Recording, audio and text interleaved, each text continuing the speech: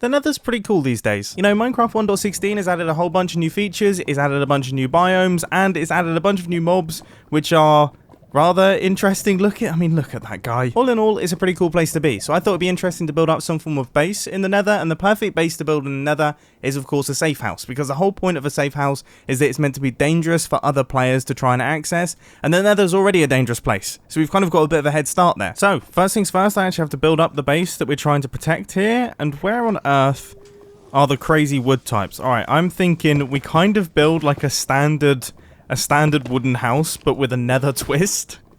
This could look interesting. This is already starting to look really, really cool.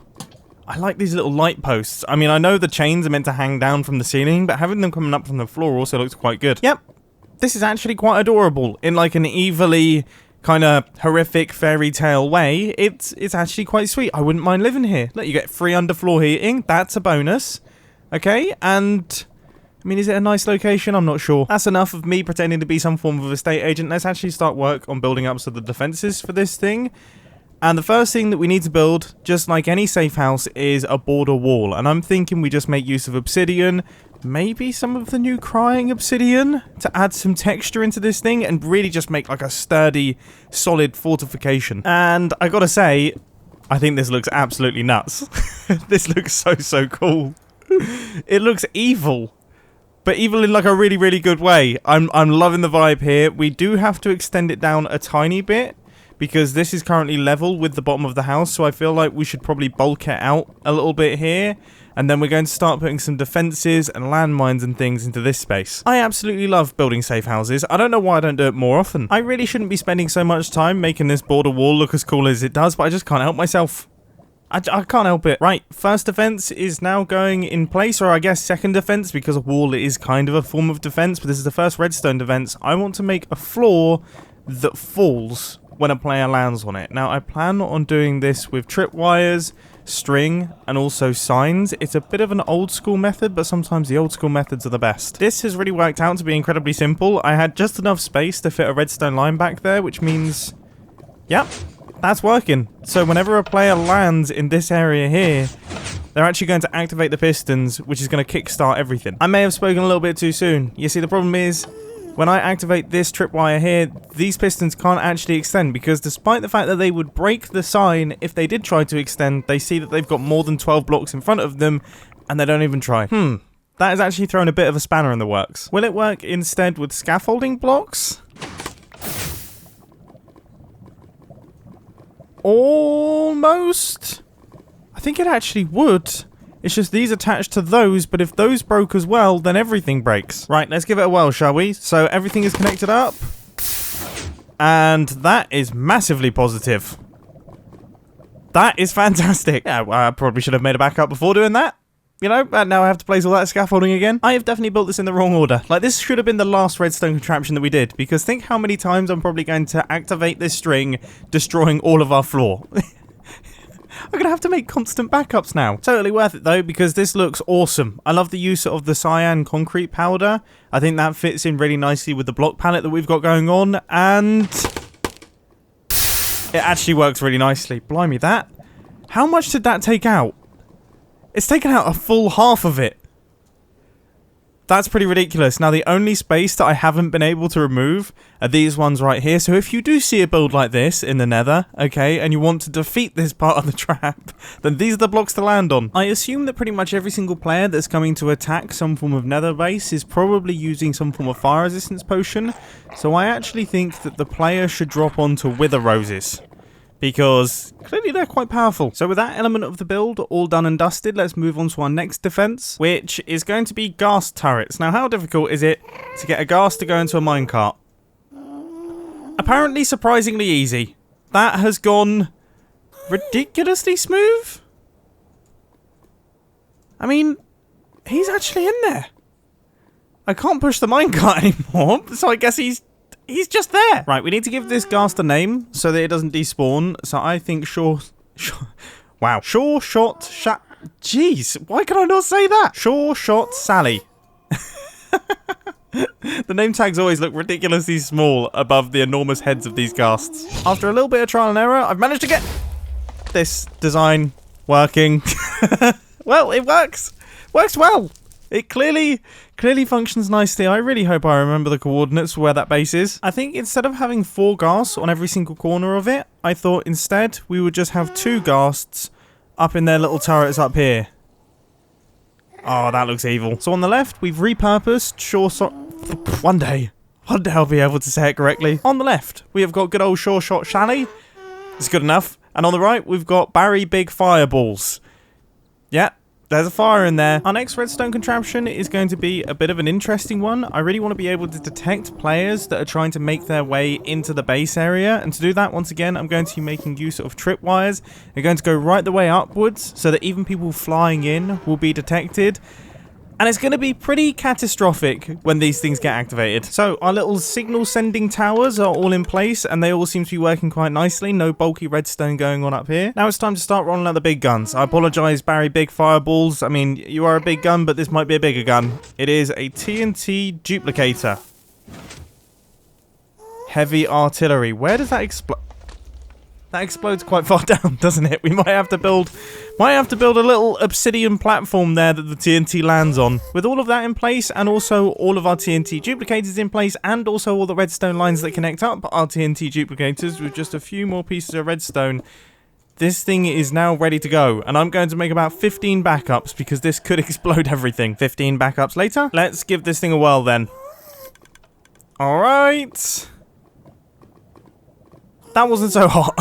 Let's try that again then. Hopefully this time we're just a tiny bit more successful. I have good feelings about this. That looks painful. Nice. That's also going to deploy more TNT due to the tripwires breaking. So that's extra specially lethal. You know, because of course this does actually destroy the tripwires, I feel like this should be more of a Hail Mary. Give me a second. The issue is we're never going to be able to detect the player again. So we need to make sure that the player just never exists again by activating the TNT duplicators repeatedly and just kind of creating a rain of explosions. I mean, this is surprisingly effective because it's not destroying anything else. I'm up in the air, I'm in the lava. I mean, this is so lethal. But amazingly quite precise and well targeted. I'm so surprised nothing else is broken yet. And the best thing is, because these are TNT duplicators, it's not even costing us anything to do this. Like, what's the point in doing a single fire of a TNT duplicator when you could just activate them forever? We might as well just leave these things running. We didn't even need to do the tripwires. We could just have a rain of TNT in front of this thing the whole time. In fact, why don't we do that? Yeah, let's do that. As someone who has spent the past, 8 years working on redstone contraptions in Minecraft, there are a few things that make me happier than seeing lines upon lines of TNT duplicators. And I tell you what, 14-year-old me is incredibly happy right now because all I used to do back when I was 14, 13 was just blow things up in Minecraft and do anything productive. So this is going to feel good because these are sort of productive explosions. I mean, they're for the build. That is productive, isn't it? I have made all the backups here. So, I mean, we should be safe to just start exploding things. Levers coming on here, that's wonderful. Levers coming on here, that's wonderful. And lever is on here as well. This is the best thing I've ever built. This is so silly. I mean, there's no way that nothing's going to get destroyed from this.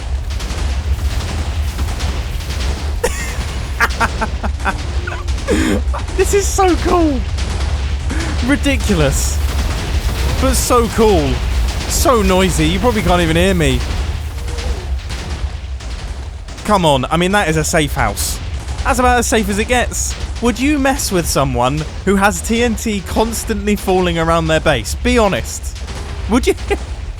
If you approached this, if you flew into this, you would turn around 180 degrees immediately and be straight out of there. But we are not done just yet. We probably should be. We definitely should be at this point. We have more than enough. But I'm in one of those moods today. I just want to keep going. So instead, I'm going to build up a mob wall. This is going to be a little area here where we are just going to have a bunch of deadly mobs, wither skeletons and all that business that the player is going to have to try and get through. Now, I'm assuming these guys will be okay from the TNT, right? Because I've just spent a lot of time building up this wall. It does look cool. I mean, even if all the mobs die, it's still an improvement to the base, because that looks wild. I've got a handful of the wither skeletons in place. Let's give this thing a tester. If they do explode, I'm going to be quite upset. But then again, I mean, look how close the TNT is. Oh, gosh, no! I mean, how I didn't expect that, I don't know. So here's the solution. This wall acts as a TNT buffer, stops any damage from getting through, but then we've also added in some extra distance, so now there's no chance of these guys getting hit. Now that is the ticket, and that is looking ridiculously mean. This looks insane. Okay, right, we need to do more redstone stuff. Now this house that we have in the center here is kind of a bit of a dummy. Like, we want people to think that there's actually stuff in here, but obviously the main base is going to be underneath it. There will be access to the main base through this thing, but I mean, opening the doors probably isn't going to end too well. I really am curious as to whether or not this is gonna work.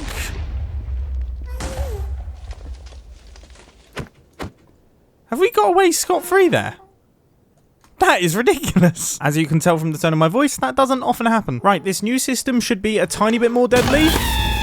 Whoa! That made loads more noise than I was expecting it to, thanks to the ghasts. Both my arms just went straight up in the air. That seriously caught me off guard. Anyway, I'm now down underneath the nether. This is where our base is going to be going. You can see we've got this drop chute here.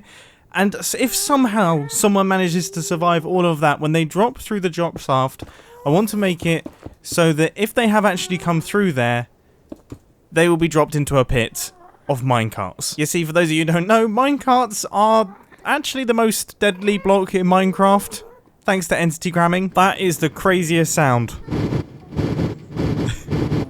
It sounds like some horrendous malfunction. But yeah, anyone who falls in there isn't going to do too well. If I was on the Hermit Grail server right now, I'd be incredibly happy because I've just chanced upon some ancient debris. Anyway, I thought it would probably be smart to actually put some work into the base that we're trying to protect, because it makes no sense that you would have all of these crazy defenses. My goodness! But yeah, it makes no sense that you would have all of these crazy defenses for a smooth stone hole, you know? So let's build up a small little base here. It doesn't have to be award-winning, okay? It just has to be nice. I don't know if I'd put this down as being nice. This definitely feels like an evil place, actually. Like a lot of the things that we've built so far in this video, but it does feel pretty cool, doesn't it? And it feels so secure. These blocks, these lodestones, are honestly some of my favourite new blocks. They're really, really cool. For top and bottom, they're wicked. As far as tiny nether bases go, I'd say we can't get much better than this. We've got shulker boxes in the walls. That's sort of our storage system. We've got furnaces. We've got our respawn anchor. We've got ourselves an ender chest. I guess if we get ourselves some form of anvil and then one of those stone things, the grindstones. That is basically all of the essentials covered apart from a crafting bench, which, I'll be honest, is kind of ruining the vibe a little bit, isn't it? Look at this gorgeous kind of dark, dingy vibe, and then you've got these. Anyway, there is one thing that we do desperately need in this area here, and that is a toggleable nether portal. You see, the way that we're going to be getting out of this place, I've got in covered, and I'll get to that in a second, but the way that we're going to get out of this place is by toggling a nether portal on that is going to toggle off as soon as we leave, so that no one can pop through a nether portal in the overworld and just appear in here, because that kind of defeats the object of all our defenses. Now, I've just tried out this system and it works, but I forget, when you leave the nether, obviously the nether totally unloads, so that means that when we pop back through the portal, the timings are still kind of, we pop back through and then the nether portal gets deactivated afterwards. That's a problem. Now, the only potential solution that I have is maybe throwing stuff through? Or maybe even putting something like a chicken through. I mean, I'm going to try it out with the item. No, that What? No!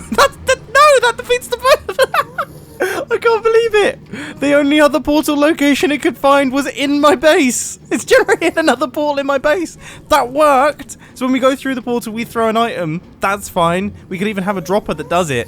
All right, but this isn't good. I think I have it sussed out, though. So we activate the nether portal. We pop on through. We are now in a nether portal on the overworld. I'm going to chuck an item through that nether portal there to load up the nether, so that that nether portal that we just popped through will then be deactivated, making use of the redstone devices. That should now all be done. And there we go. We have now popped out up here. And our nether portal that is down here is off. We did it. We managed to make that work. Excellent. Okay, entrance. And for this one, we're going to get a little bit old school because, as previously mentioned, old school is occasionally best. So here we have a little drop chute right here, and I'm now about to conceal it. So we've got lava, lava, lava. And I need to remember where this is because otherwise I'm going to be quite upset. There. Alright.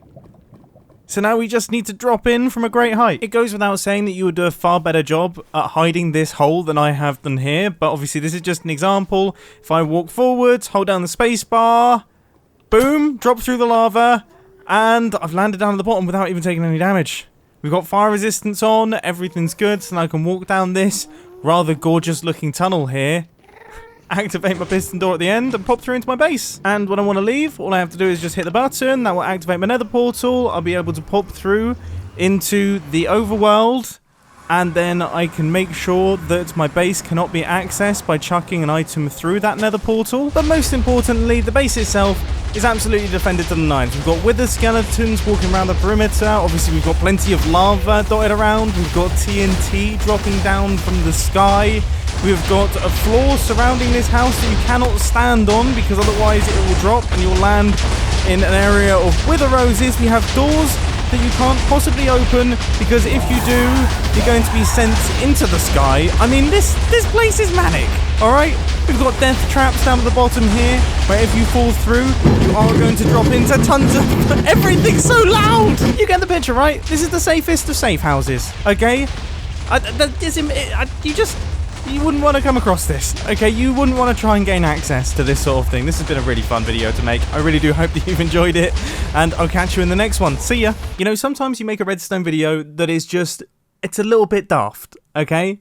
It happens occasionally. This one, I didn't expect to be as daft as it was, but it got gradually dafter and dafter as time went on. Looking back, we didn't even really do that many redstone contraptions. But they're mainly just... It's just ridiculous stuff thrown into a build. I don't even know what to say.